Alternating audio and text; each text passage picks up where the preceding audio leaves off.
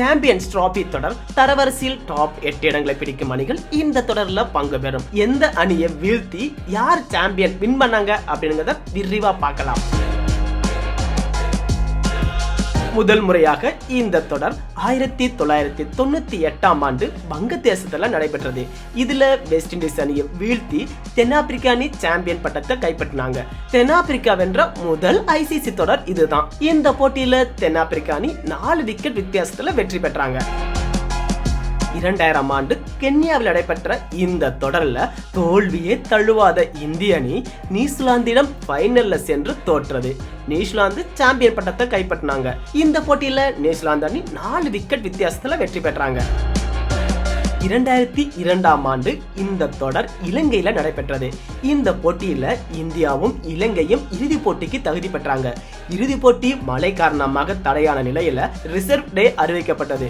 அப்போதும் மழை குறுக்கிட்டதால் இந்தியாவும் இலங்கையும் இந்த கோப்பையை பகிர்ந்து கொண்டாங்க. இந்தியா வென்ற முதல் சாம்பியன்ஸ் கோப்பை தொடர் இதுதான். 2004ஆம் ஆண்டு சாம்பியன்ஸ் கோப்பை தொடர் இங்கிலாந்துல நடைபெற்றது. இந்த தொடர்ல இறுதி போட்டியில வெஸ்ட் இண்டீஸ் அணியும் இங்கிலாந்து அணியும் பல பிரச்சனை நடத்தினாங்க. இதுல வெஸ்ட் இண்டீஸ் அணி சாம்பியன் பட்டத்தை வின் பண்ணாங்க. இந்த போட்டியில வெஸ்ட் இண்டீஸ் அணி 2 விக்கெட் வித்தியாசத்துல வெற்றி பெற்றாங்க. 2006ஆம் ஆண்டு சாம்பியன்ஸ் கோப்பை தொடர் இந்தியாவில் நடைபெற்றது.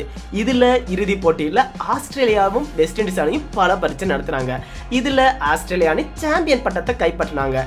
இந்த போட்டியில ஆஸ்திரேலியா 8 விக்கெட் வித்தியாசத்துல வெற்றி பெற்றாங்க.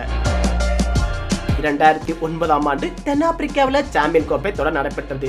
இதுல இறுதி போட்டியில நியூசிலாந்தை எதிர்கொண்ட ஆஸ்திரேலியா அணி சாம்பியன் பட்டத்தை தட்டி சென்றாங்க.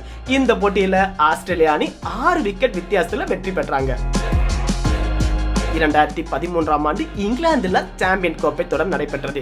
இதுல இறுதி போட்டியில இங்கிலாந்தும் இந்தியாவும் பல பரீட்சை நடத்தினாங்க.